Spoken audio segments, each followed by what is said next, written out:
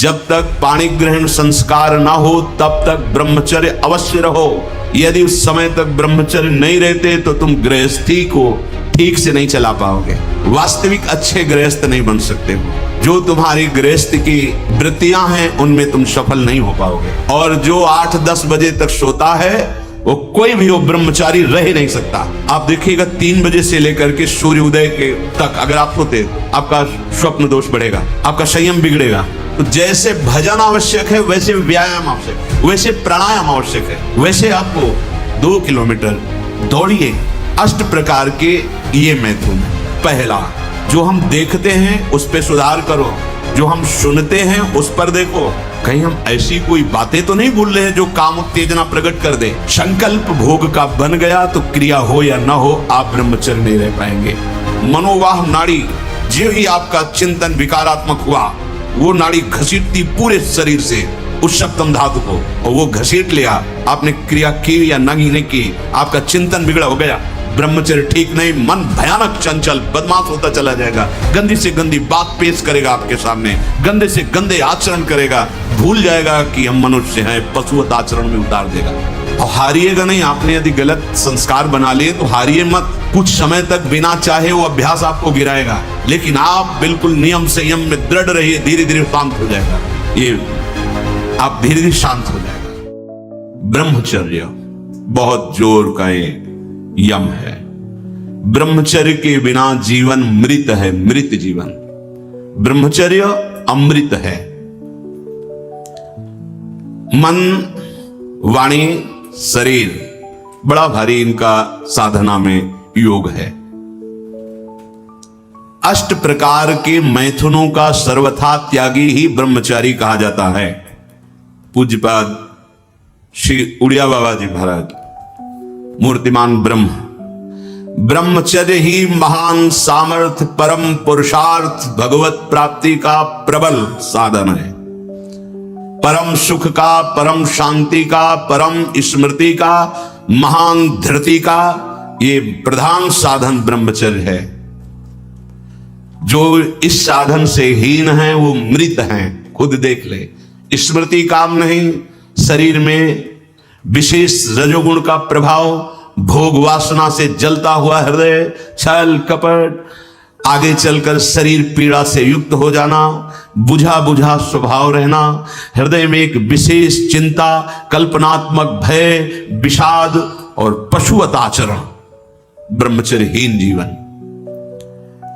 जो ब्रह्मचर्य धारण करना चाहे, भगवत मार्ग में जो चलते हैं उनके लिए तो है ही, पर जो भी परम सुख, परम आनंद और लोक में उन्नति, परलोक में परम पद, उसे ब्रह्मचर्य अवश्य धारण करना चाहिए। वैरागी के लिए नैष्ठिक ब्रह्मचर्य, आजीवन ब्रह्मचर्य। प्रवृत्ति गृहस्थ मार्ग के लिए संयम पूर्वक ब्रह्मचर्य का बर्ताव करना। जब तक पाणी ग्रहण संस्कार ना हो तब तक ब्रह्मचर्य अवश्य रहो। यदि उस समय तक ब्रह्मचर्य नहीं रहते तो तुम गृहस्थी को ठीक से नहीं चला पाओगे, वास्तविक अच्छे गृहस्थ नहीं बन सकते हो। जो तुम्हारी गृहस्थ की वृत्तियां हैं उनमें तुम सफल नहीं हो पाओगे। व्यभिचार व्यक्ति का सर्वनाश कर देता है। 20 वर्ष या 22 वर्ष की अवस्था तक तो सबको, जो भी बच्चे हैं उनको शिक्षा देनी चाहिए, ब्रह्मचर्य का ही पालन करें। बहुत सुंदर खेती गेहूं की लहलहाती हुई है, और देहाती भाषा में उसे गलेत कहते हैं। गलेत मतलब बाली निकलने को है। अब काट लो आप, एक दाना नहीं मिलेगा, और थोड़ा रुक जाओ धैर्य पूर्वक, बाली आ जाने दो, उसमें दाना पड़ने दो, और दाना पक जाने दो, तो 1 बीघा खेत में 40 मन गेहूं होगा।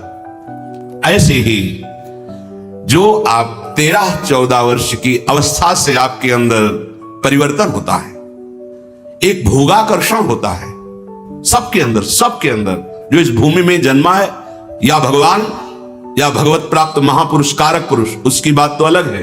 अन्यथा जो भी जन्मा है, जहां 12, 13, 14 वर्ष की अवस्था होती है तो काम वेदना जागृत होने लगती है। मन एक अलौकिक आकर्षण, भोगाकर्षण की तरफ भागने लगता है। एक चाह होती कोई हमारा ऐसा दोस्त हो, कोई हमारा ऐसा प्यारा हो जिसको हम अपना जीवन समर्पित करें। ऐसा होता है, एक माया का ऐसा आकर्षण होता है। इसीलिए पूर्व में गुरुकुल भेजा जाता था, बिल्कुल भोग विलासता से दूर, एकांत में महान ब्रह्म ऋषियों के शासन में, चाहे वो राजकुमार हो चाहे वो गृहस्थ बालक हो, एक ही संगत में बैठाल कर अध्यात्म विद्या के द्वारा, नियम संयम यम के द्वारा उन्हें पूर्ण किया जाता था। उनका ज्ञान पूर्ण, उनका संयम पूर्ण, विचार उनका सत्य, फिर वहां निर्णय लिया जाता था। अब मैं आजीवन नैष्ठिक ब्रह्मचारी रहकर संन्यास लूंगा, अब मैं गृहस्थ में जाऊंगा। दोनों की पद्धतियां थी। गुरुजनों को संतुष्ट करके एक विरक्त मार्ग में चले जाते, गृहस्थ मार्ग में। जो गृहस्थ मार्ग में जाते, पाणी ग्रहण हुआ, उसमें भी गुरुकुल में रहकर शिक्षा मिली है। कब, कैसे, किस विधान से हमें ब्रह्मचर्य का गृहस्थ में प्रयोग करना है।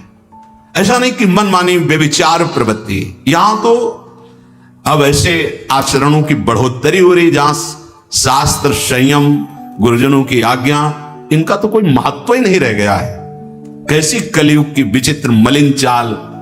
जिस अवस्था में असंग रहकर विद्या का अध्ययन करना, स्वास्थ्यवर्धक चेष्टाएं करके स्वस्थ होना, समाज सेवक, देश सेवक, परिवार को सुख पहुंचाने वाला आचरण, अध्यात्म विद्या का ज्ञान, वहां छोटे से ही भोग वासना प्रवृत्ति की बढ़ोतरी, वो दोस्ती, विपरीत भावनाएं, व्यसन।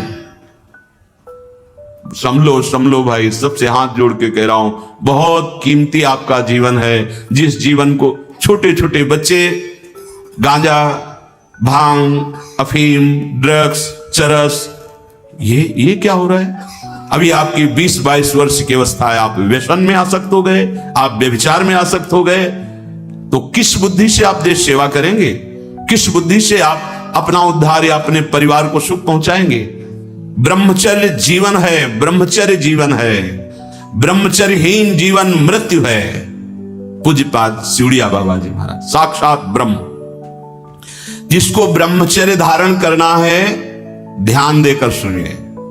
सबसे पहला कार्य उसकी दिनचर्या में, चाहे बच्चा हो, चाहे जवान हो, या जो कोई भी हो, सूर्य उदय के पहले रात्रि के चौथे प्रहर में ही जाग जाना चाहिए। अपने तो अर्धरात्रि के बाद ही जाग जाते हैं। चौथे प्रहर में प्रातः 4 बजे बिल्कुल जग जाना चाहिए। और जो 8-10 बजे तक सोता है, वो कोई भी हो, ब्रह्मचारी रह ही नहीं सकता, ब्रह्मचर्य रह ही नहीं सकता। वो स्वप्न दोष का शिकार होगा, वो नाना प्रकार की कुचेष्टाओं का शिकार होगा, पक्का। क्योंकि बुद्धि को सत्य प्रकाश की तरफ प्रेरित करने वाले भगवान भुवन भास्कर हैं। वो पधार रहे हो, आप सो रहे हो सैया पे, आपकी आयु, श्री, कीर्ति, बल सब नष्ट होगा। देखो ना जो 10-10 बजे तक सोते हैं, देखो ना, उनसे बात करके देखो, एकदम ऐसा लगता है बुझा हुआ जीवन, कोई भागवतिक तेज उत्साह न वाणी में, न नेत्रों में, न तन में। क्या जीवन, मृत जीवन। सबसे पहला नियम लीजिए, जहां भी आपको शब्द सुनाई दे, आपका जीवन ब्रह्मचर्य ही अमृत है और आपका जीवन ब्रह्मचर्य ही नहीं मृत्यु है। ब्रह्मचर्य रहने के लिए आपको अपनी दिनचर्या सुधारनी होगी। प्रातः 4 बजे आपको उठना ही होगा, तभी आप ब्रह्मचर्य रह सकते हैं। अगर आप नहीं उठते तो आप देख लेना, इसका आध्यात्मिक प्रभाव पड़ता है। आप देखिएगा 3 बजे से लेकर के सूर्य उदय के तक अगर आप सोते हैं तो आपका स्वप्न दोष बढ़ेगा, आपका संयम बिगड़ेगा। अगर आप कोई ऐसी कुछ चेष्टाएं नहीं किए हैं तो स्वप्न दोष की संभावना ही नहीं होती। आप बाल्यावस्था से कुछ चेष्टाएं करते हैं, संयम विरुद्ध रहते हैं, तो आप ना चाहते हुए फिर सामर्थ्यहीन हो जाते हैं, ब्रह्मचर्यहीन हो जाते हैं। बहुत ध्यान दें, ये अध्यात्म में जैसे पूरा मकान बनने के लिए नींव मजबूत होना जरूरी है, चाहे जयखंड का बना लो आप, अगर नींव मजबूत है। नींव मजबूत नहीं तो फिर मकान ढह जाएगा। ऐसे ही ब्रह्मचर्य हर मार्ग की नींव है। चाहे जिस मार्ग में चलना चाहो, चाहे जिस संप्रदाय में चलना चाहो, चाहे लौकिक मार्ग हो या पारलौकिक, आपका ब्रह्मचर्य नींव है जीवन की। इसको मनोरंजन मत समझो। कैसी तुम्हारी दुर्बुद्धि, अपने हाथ से तुम अपना नाश करते हो। कैसी कैसी दुर्बुद्धि जागृत हो गई, सावधान। पूज्यपाद बाबा कह रहे हैं, जब प्रातः काल उठो, कोई भी हो, अगर थोड़ी भी आस्तिकता है तभी तो ब्रह्मचर्य की भावना आप धारण करोगे। तो उठकर पहला कार्य प्रभु का स्मरण। अपने तो प्रभु के स्मरण की सरसता प्राप्त करने के लिए पहले तो गुरुदेव और भक्तों का स्मरण, फिर प्रभु को। मोरे मन प्रभु से विश्वासा, राम ते अधिक राम कर दासा। भक्त सुमिरन से भगवान बहुत जल्दी प्रसन्न हो जाते हैं। हरि को निज यस्ते अधिक भक्तन यस पर प्यार। सबसे पहले महान भक्तों का स्मरण, उनसे हमें सामर्थ्य प्राप्त होती। जब उनका स्मरण करते हैं तो उनकी भजन शक्ति, उनकी कृपा शक्ति हमको बल देती है। हमारी दिनचर्या परम पवित्र और शास्त्र सम्मत होती है। फिर बिना, जिसे आजकल वो चल पड़ा है चाय काफी, बाबा मना करते हैं। ये दिनचर्या ब्रह्मचारी की नहीं होती कि आप सुबह उठे चाय पिए फिर सो, नहीं। हाँ, जल के लिए आयुर्वेद में सिद्धांत है, बिना कुल्ला व मंजन किए आप जल पिए तो जो मुख में, वो आपके उदर को साफ करेगा जाके, आपके उदर को रोग रहित करेगा जाके। अधिक से अधिक पानी, अधिक से अधिक। अगर उल्टी हो जाती तो और अच्छा होता है। जैसे आप पिए 2-4-10 कदम पहले आपको उल्टी लगे, अगर उल्टी कर दिया तो बहुत अच्छा होगा, क्योंकि पित्त और सब गर्मी निकल गई, नहीं हो रही, पच गया है। फिर इसके बाद आप शौच स्नान आदि क्रिया कीजिए। फिर पवित्र जब शरीर हुआ तो जैसे भजन आवश्यक है वैसे व्यायाम आवश्यक है, वैसे प्राणायाम आवश्यक है। वैसे आपको 2 किलोमीटर दौड़िए, कुछ शारीरिक ऐसा व्यायाम, कुछ ऐसे भी व्यायाम करते हैं। ये कोई व्यायाम पैर से कर, ये कोई व्यायाम का मतलब पसीना निकले शरीर से, आपके शरीर को 1-2 किलोमीटर दौड़िए। ब्रह्मचारी बनना है तो ब्रह्मचर्य पचाने के लिए भी तो चाहिए ना। अब आधा घंटा पद्मासन, 30 मिनट कोई बहुत नहीं होता, बैठ करके आप प्राणायाम, अनुलोम विलोम, जो भी, जो आजकल शिक्षाएं भी दी जाती है इसकी, आप उसको कीजिए। आसन पे बैठिए, आपका शरीर स्वस्थ रहेगा। फिर अगर आप विद्यार्थी हैं तो जैसे हम शास्त्र स्वाध्याय करते हैं उसी भावना से आप आप देखो, अगर स्मृति आपकी प्रवीण ना हो तो बताना। परम पवित्र विचार वाला, परम पवित्र आहार वाला, परम पवित्र जब आपकी चेष्टाएं, तब इस महान शक्ति को धारण किया जाता है। ऐसे थोड़ी होता है। बड़े बड़े महापुरुषों से मिल मिलकर रो रो कर प्रार्थना करके आप बताइए, उपाय बताइए जिससे हम अपने साधन संयम को नियमित संयम में रख सके, ऐसे भाव से चल सके। आपको तो बिना किसी प्रयास के सुनने को मिल रहा है महापुरुषों की बातें। बिल्कुल समझ, आप रह के देखिएगा, एक नवीन उत्साह। अब हारिएगा नहीं। आपने यदि गलत संस्कार बना लिए तो हारिए मत।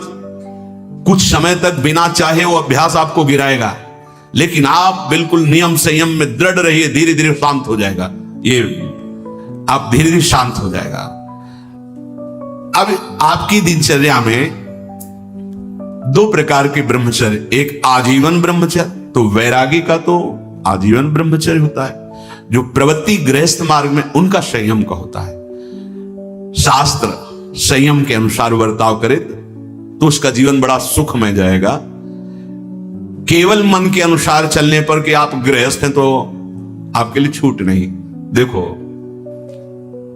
परम ब्रह्मचारी भीष्म जी अपहरण करके स्वयंवर में जीत कर जबरदस्ती राजकुमारी, वो एक राजधर्म है, मैं ले जा रहा हूं राजकुमारियों को महाराज विचित्रवीर के लिए हस्तिनापुर के सिंहासन पर आरूढ़, जिसकी ताकत हो छोड़ा, वो राजाओं का है।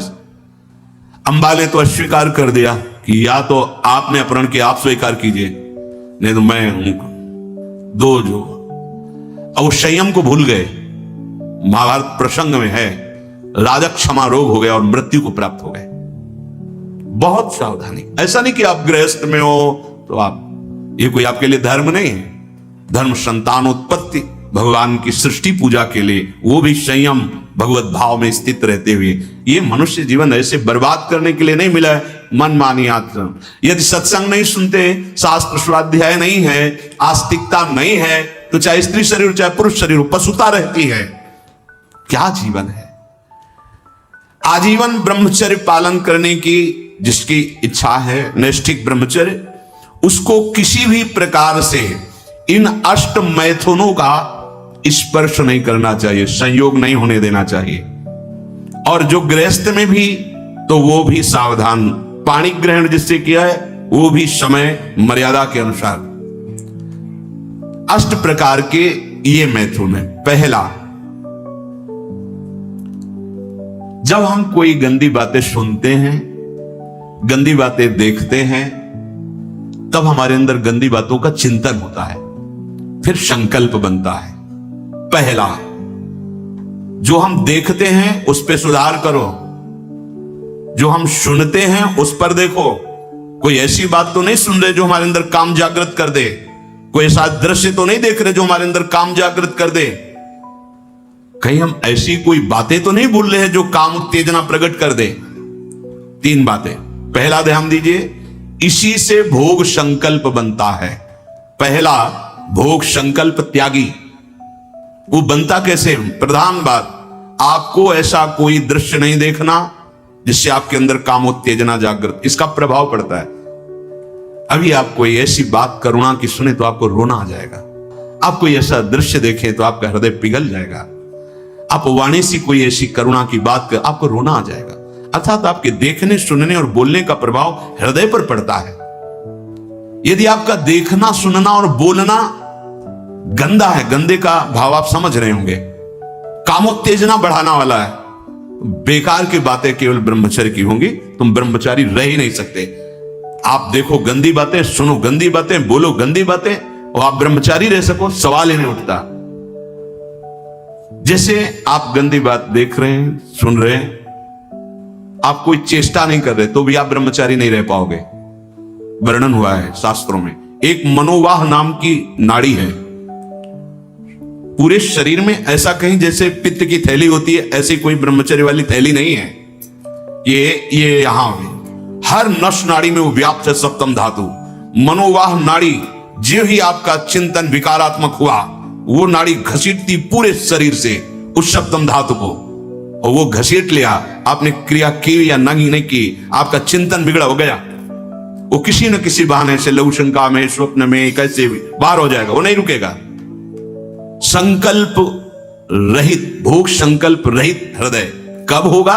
जब आपका देखना, सुनना और बोलना पवित्र होगा। बहुत सावधान। आज सावधान होना तो बहुत ही कठिन है, क्योंकि मोबाइल है। एक दृश्य देखा आजा मिलने की, एक वैश्या किसी के साथ जंगल में से, उस दृश्य ने नीच आचरणों में फंसा दिया। एक दृश्य देखा, सौभरी ऋषि ने मछली की, 50 राजकुमारियों से ब्याह किया जाके मानधाता की। दृश्य ही देखने मात्र से भ्रष्ट हो जाना होता है। फिर आप उसको तो सर्च करके, इच्छा करके देख रहे हैं। हाथ जोड़कर प्रार्थना है, इस आग से बचो।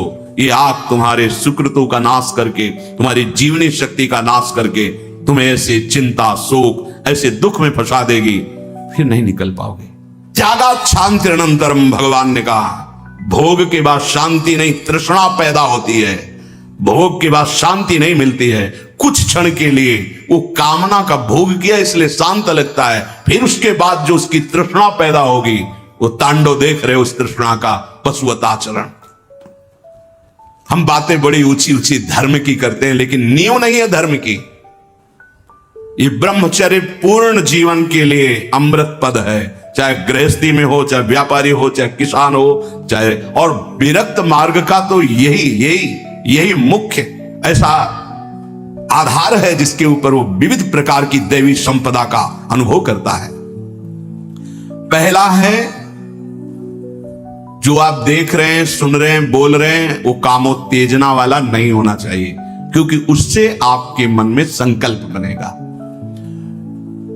संकल्प भोग का बन गया तो क्रिया हो या ना हो, आप ब्रह्मचर्य नहीं रह पाएंगे। एक बार परमहंस स्वामी श्री ओंकारानंद सरस्वती जी महाराज, साक्षात मूर्तिमान ब्रह्म, नजफगढ़, कानपुर, गंगा के किनारे, बहुत ही ज्ञान संपन्न महापुरुष, तो हिम्मत करके पूछा गुरुजनों से तो अपनी बात, महाराज जी पूर्ण ब्रह्मचर्य रहने में कई ऐसे साधकों में परस्पर वार्ता को कहते हैं स्वप्न दोष हो जाता है, तो हम कैसे अखंड ब्रह्मचारी माने जाएंगे।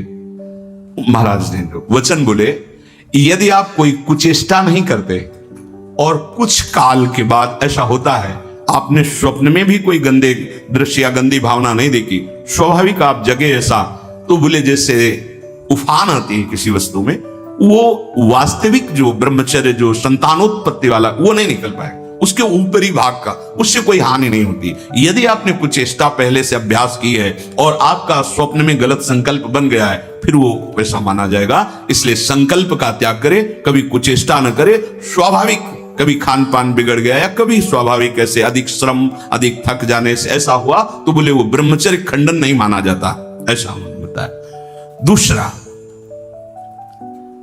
अब हम सामने तो आंख नहीं मिला रहे काम भाव से, लेकिन हम छुप करके किसी शरीर को देख रहे हैं। किसी शरीर का प्रयोग इसलिए किया कि चाहे जो साधक हो, जिस भावना का साधक हो, काम भाव से किसी भी शरीर को देखना वो उसके लिए अष्टमैथुनों में आता है और वो ब्रह्मचर्य नहीं धारण कर पाएगा। भावनाएं हैं अलग अलग, काम भावना का अलग अलग आरोप शरीरों में किया गया है। समय परिवर्तन के साथ बुद्धि का परिवर्तन होता जाता है, कामनाओं का अलग रूप होता चला जाता है, जो हमने कभी शास्त्रों में नहीं पढ़ा वो देखने को मिल रहा है। किसी भी शरीर की तरफ छुपकर या किसी बहाने से काम भाव से देखना, अगर ऐसा देखते हैं तो आप अष्टमैथुनों के अंतर्गत है और आपका भाव बिगड़ जाएगा, आप संयम से नहीं रह पाएंगे। एक बार दृष्टि भूल से चली जाए उसे देखना नहीं कहते। जैसे आप मालूम अचानक दृष्टि गई, बस आप हटा लीजिए। जैसे यमुना स्नान करने गए, गंगा स्नान करने गए, यहां जहां सब परिवार के परिवार स्नान करते, अचानक दृष्टि गई है, अब दोबारा नहीं देखना। अगर दोबारा देख लिया तो अष्टमैथुन के अंतर्गत आता है, वो आपका भाव बिगाड़ देगा। भूल से दृष्टि चली जाए तत्काल उधर से दृष्टि हटा ले। किसी भी माता बहन को जिसको जो गृहस्थ में पाणी ग्रहण किया वो अर्धांगिनी, इसके अलावा जहां भी दृष्टि जाए अपनी दृष्टि को सुधारना है। जैसे हम अपनी मां के पास रहते हैं तो क्या भाव, कोई गलत भाव थोड़ी आता। अपनी बहन के साथ रहते हैं तो क्या गलत भाव आता है? वो तो राक्षस है जिसके अंदर गलत भाव है, वो मनुष्य थोड़ी है। अरे बहन बेटी मां है तो परम पवित्र, इनके तो चरण रज माथे पे रखते हैं, माथा इनके चरणों में रखते हैं। देखो कितनी सुंदर रीति हमारी, हमने तो देखा है कभी बेटी से पैर नहीं छुआते थे पिता, पैर छूते ही थे। हाँ, बेटी के पैर छूते, ए देवी दुर्गा के स्वरूप मानते, एक कन्याएं ये सब भगवती का स्वरूप है, ऐसा मानते। और बहन जब राखी बांधती है तो भाई तो माथा रखता ही है, चरण छूता ही है, पूज्य भाव रखना। ऐसे ही जननी सम जान ही पर नारी, ये सब भगवती अम्बा की अंश स्वरूप है। अपने लोग तो सब श्री जी की सखियां हैं, लाडली जो की दुलारी प्यारी सखियां हैं, अपने को ऐसा भाव। अगर हम स्त्री को, किसी भी स्त्री शरीर को देखकर भोग भावना करते हैं, हमारा पतन निश्चित है। कोई क्रिया हो या ना हो, यह चिंतन वाली बात है, ध्यान रखना। किसी भी माता बहन को भोग बुद्धि से, जैसे शास्त्रों में कहा गया नरकस्य नारी, बात है कि तुम्हारी भोग भावना जो नारी के प्रति है, यह नरक पहुंचा देगी। त्रिविधम नरकस्येदम द्वारम नासन मात्मना कामः क्रोधा तथा लोभा तस्मात् त्रयम् त्यजेत्। माताओं बहनों की तरफ देख करके काम भाव से उनको देखना तो तुम समझ लो नरक जाने का रास्ता फिट कर रहे हो। त्रिविधम नरकस्येदम, शास्त्रों ने तो जगदम्बा कहा है, शास्त्रों ने तो मां कहा है इनको। जननी सम जानो पर नारी, कहा जगत की जो वार्ता है वो कहां शास्त्र के विरुद्ध पहुंच रही। शास्त्र उसको कह रहा है जो माताओं बहनों को गलत दृष्टि से देख रहा है कि नरक, ये तुम्हारे नरक का हेतु बनेगा जो तुम देख रहे हो स्त्री को काम भाव से। आगे कह रहे हैं किसी भी तरह से खिलवाड़ करना। बच्चे हैं, बच्चियां हैं, अब उनको तो ज्ञान नहीं है कि आप गलत स्पर्श कर रहे हैं, आप गलत ढंग से छू रहे हैं, और आप अपनी वासना का पोषण करने के लिए छोटे बच्चों को, बच्चियों को गोद में बैठा ले, खिला रहे, और आपकी भावना दूषित हो रही। ये सत्संग है, बहुत होश में सुनिए। अंतर की वृत्ति भ्रष्ट होने में देर नहीं लगती है। वो अबोध अवस्था को प्राप्त बालक बालिकाएं हैं, भगवान का स्वरूप मानकर दूर से उपासक उपासना का बढ़ावा करता है। दूर से देखो, चरणों में प्रणाम करो, मेरे लाडली लालिनी बच्चों में खेल रहे, प्रणाम किया निकल गए। ऐसा किसी भी तरह से स्पर्श करने का अधिकार नहीं है। वो महापुरुष जो भगवत प्राप्त है, वो खुद वैसे धूल दूषित उनके साथ खेल रहे, उनकी क्षमता हमारे हृदय में नहीं जागृत है। चूक हो जाएगी, बहुत सावधानी का। एकांत में किसी भी तरह का व्यवहार करना विपरीत शरीर से, काम चेष्टा नहीं कर रहे, पर हंसी मजाक, छूना, खेलना, बातें करना, वो आपको भ्रष्ट कर देगा। एकांत में किसी भी ऐसे विपरीत शरीर का ऐसे हंसी मजाक करते हुए स्पर्श करने से भावना में काम प्रभाव जागृत हो जाता है। बलवान इंद्रिय ग्रामो विद्वानम अपि कर्षति, साधारण की तो बात जाने दो। किसी भी जीव को मैथुन करते हुए एकाग्रता पूर्वक देखना, मानो कोई पशु पक्षी आदि ऐसे मैथुन धर्म से अचानक दृष्टि गई, राधा राधा राधा, अगर आपने एकाग्रता पूर्वक देखा तो ये दृश्य आपको भ्रष्ट कर देगा। फिर मोबाइल में देखने वाली तो बात ही जाने दो। अचानक दृष्टि गई किसी पशु पक्षी आदि में, राधा राधा, अपनी दृष्टि नीचे की चल दिए। अगर उसका चिंतन बना, उसको एकाग्रता पूर्वक देखे तो कुछ क्रिया नहीं होगी। मनोवाह नाड़ी इतनी सामर्थ्यशाली, जहां चिंतन हुआ काम का, वो पूरे शरीर से सप्तम धातु को, ब्रह्मचर्य आपका क्षीण हो जाएगा। बहुत सावधानी की जरूरत। वीर्य, प्राण, मन, इन तीनों का परस्पर घनिष्ठ संबंध है। एक भी स्थिर हो जाए तो तीनों स्थिर हो जाएंगे। ब्रह्मचर्य ठीक, मन एकाग्र और प्राण सूक्ष्म।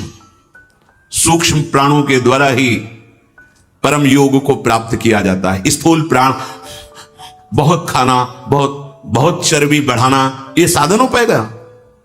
शांत, ऐसे आटा लगा दिया जाए, उड़े ना। श्वास प्रश्वास चल रही, उस आटे पर धक्का भी नहीं लगना चाहिए, तब समझना चाहिए कि प्राणवायु सूक्ष्म हो रही। इन बातों का कोई ध्यान ही नहीं हो रहा, बस मनमानी आचरण। बहुत इतना खा लिया और उसी पचाने में पूरी शक्ति लग गई। भजन और एकाग्रता और इंद्रिय संयम तो बात जाने दो, इतना पा लिया। वीर, प्राण, मन, तीनों का परस्पर घनिष्ठ संबंध है और उपासना में तीनों का बहुत बड़ा योगदान है। प्राण सूक्ष्म, देखो नाम, जब आप श्वास लेते हैं आराम से और नाम चल रहा है, फिर श्वास आराम से, नाम चल रहा है। अब स्थूल प्राण है, बैठे हो, सुनाई दे रही आवाज प्राणवायु, सांप की फुसकार निकल रही, आप साधक हैं, आप उपासक। इतने स्थूल प्राण, तो आप मंत्र कहां चला पा रहे हैं? इसका मतलब मंत्र नहीं चल रहा। आराम से शांत श्वास। प्राण जिसका ब्रह्मचर्य ठीक है, बिना प्राणायाम के भी वो सूक्ष्म हो जाएगा। जिसका प्राण सूक्ष्म है, ब्रह्मचर्य ठीक है, मन को एकाग्र करने के लिए ज्यादा श्रम नहीं करना पड़ता। ये तीनों एक तार जुड़े हुए हैं। ब्रह्मचर्य ठीक नहीं, मन भयानक चंचल बदमाश होता चला जाएगा, गंदी से गंदी बात पेश करेगा आपके सामने, गंदे से गंदे आचरण करेगा, भूल जाएगा कि हम मनुष्य हैं, पशुवत आचरण में उतार देगा। ब्रह्मचर्य, प्राण, मन, तीनों का परस्पर बहुत घनिष्ठ संबंध है।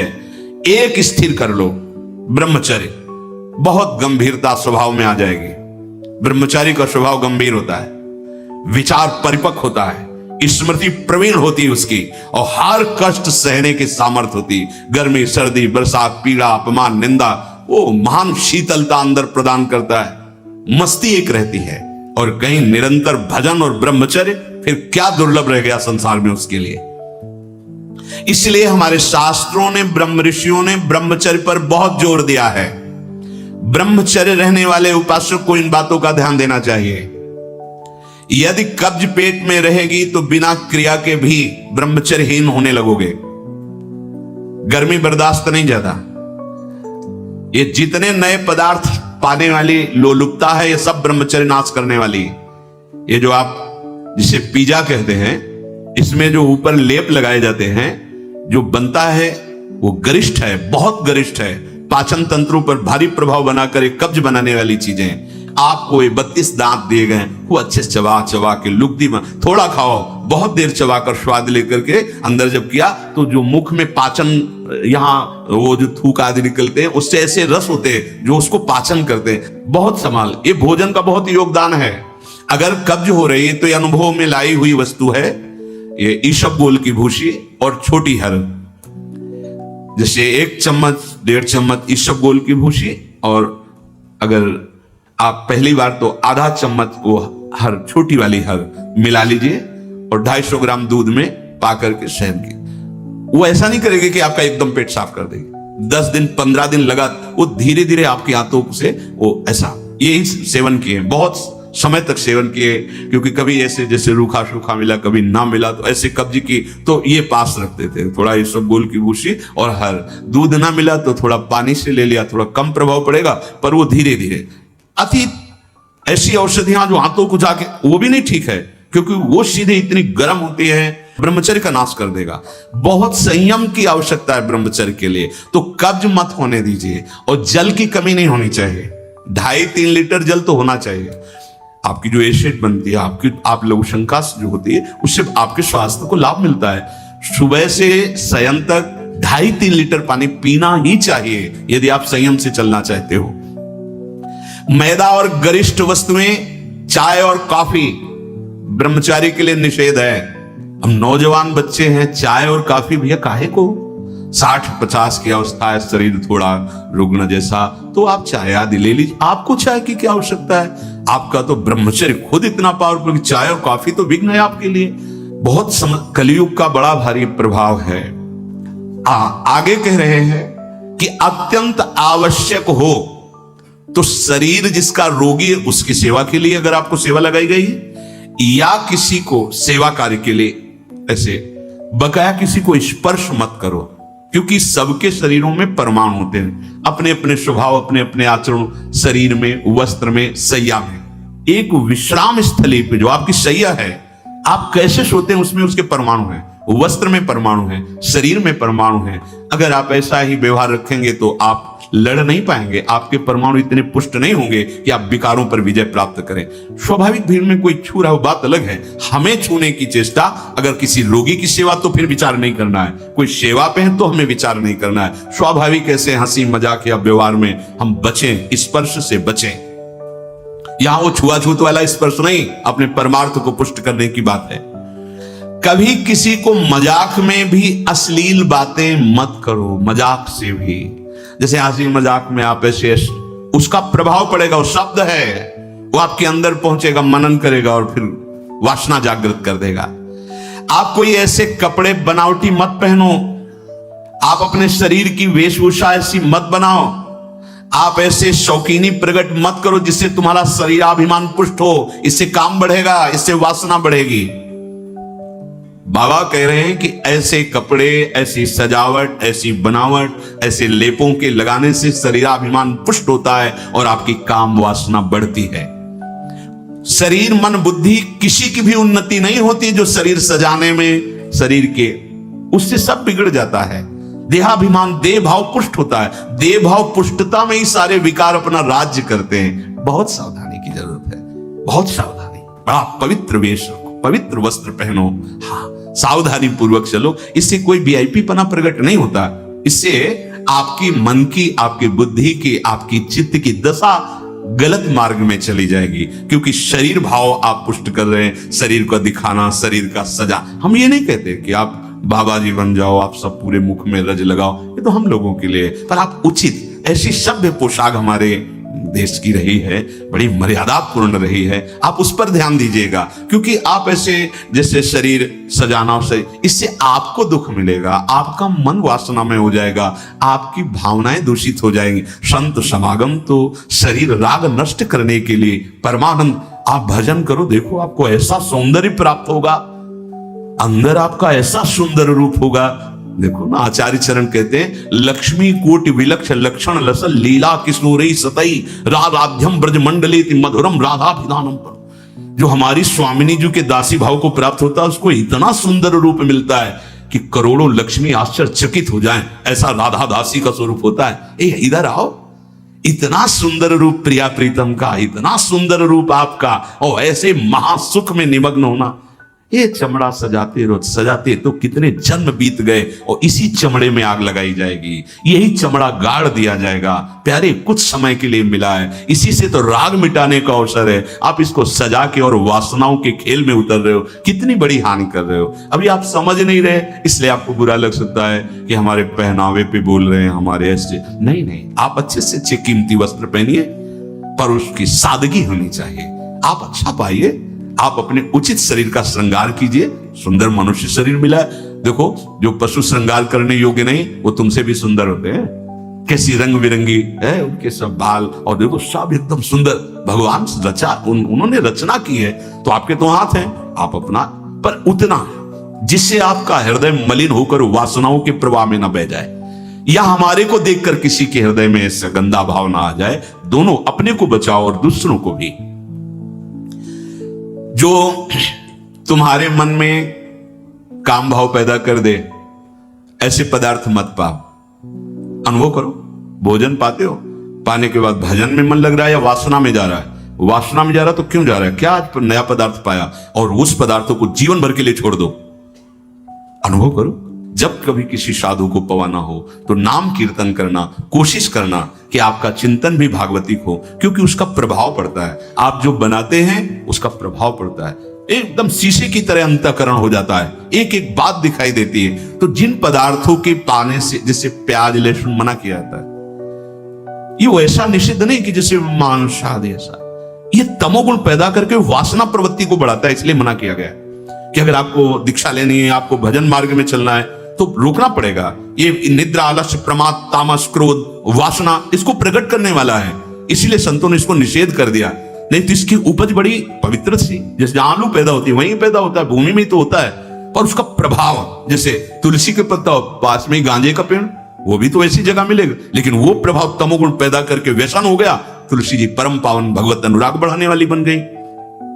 और कोई भी सुगंधित पदार्थ जब तक प्रसादी न हो तो शरीर में नहीं लगाना चाहिए, इसका प्रभाव पड़ता है। रजोगुण पैदा करके भोग वासना प्रकट करता है। श्री जी को अर्पित तो भक्ति हो गई हमारी श्री जी के श्री अंग की गंध है। या औषधि के लिए आप ले सकते हैं।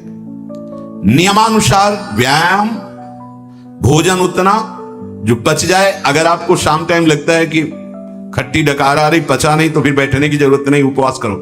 दूसरे दिन पाना, कोई मर थोड़ी जाओगे, आपके हाथों को थोड़ा विश्राम मिला। प्रतिदिन सोते समय दांतों की सफाई करके सोएं। आपके दांत ठीक होने चाहिए, क्योंकि आप अच्छे से चबाएंगे तब आपकी पाचन शक्ति ठीक होगी। 2 बार स्नान ब्रह्मचारी को अत्यंत आवश्यक है।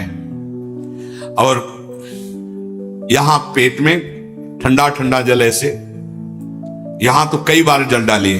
जैसे ऊपर स्नान किया, फिर आधे यहां नाभि से लेकर 10 कमंडल कम से कम, ऐसे आराम आराम से आपके ब्रह्मचर्य की बहुत पुष्टता होगी और आपकी गर्मी शांत होगी। रात्रि के समय सोते समय विचार कीजिए, आज हमसे कौन सा विचार, कौन सी चेष्टा ऐसी गलत हुई जो नहीं होनी चाहिए, और उसको नियम लेकर दूसरे दिन से ना होने पावे। आप खुद विचार कीजिए। मांस और शराब और कोई भी नशा, ये तो कहीं प्रवेश ही नहीं है, पर धोखे से भी कभी बिल्कुल नहीं। ब्रह्मचर्य रहना है, भगवत प्राप्ति करना है, तो आप वृत्ति भगवदाकार है। वो खेल खेले, उनकी बात अलग है। महापुरुषों की वो तो 10 तोला जहर भी खा के पचा जाते, ऐसे संत हुए। तो हमको अपने कोई भी व्यसन साधना में, देखो सबसे पहली गलती तो ये होगी कि वो व्यसन हमें अपना चिंतन कराएगा। समय पर हमें कोई व्यसन नहीं करना। और ध्यान से सुनिए, ब्रह्मचर्य पालन के लिए इमली और खट्टे पदार्थ बिल्कुल जहर है ब्रह्मचारी के लिए। ब्रह्मचर्य पालन के लिए लाल मिर्च, प्याज, लहसुन, गरम मसाला, जो सब्जी है, ये बढ़िया। दोपहर में भोजन के पश्चात 15 से 30 मिनट तक विश्राम। सोना नहीं है, करवट थोड़ा इधर मध्य में बाएं ले उठ के बैठे, दिन में नहीं सोना है। जो रात्रि में सेवा करते हैं उनके लिए छूट है, अब रात्रि में बंगला बना रहे हैं श्री जी का, या जो सेवा परायण है, जिनका सीधा अखंड नाम कीर्तन हो रहा, अब रात्रि में ही कीर्तन है, दिन में सोना नहीं, रात्रि में कीर्तन करना है तो चल कैसे पाएंगे, वो दिन में सो लें। सायंकाल के समय भोजन निषेध है, संध्या का समय हो रहा हो, भोजन निषेध है, शास्त्र स्वाध्याय निषेध है, उस समय कीर्तन, नाम जप आदि। और रात्रि में भोजन पाने के 30 मिनट भ्रमण करें, भोजन पाने के बाद घूमिए, फिर शयन कीजिए। अगर ब्रह्मचर्य रहना है, नहीं सब खा पी के और दूध पी के फिर सो गए, फिर नहीं ठीक रहेगा। दिन में उपासक को कभी नहीं सोना चाहिए, ये छूट उसके लिए जो रात्रि में सेवा परायण है, जगते हैं। यदि रात में आपको जगना पड़े तो अपनी नींद पूरी करने के लिए उससे कम समय में काम चला लीजिए।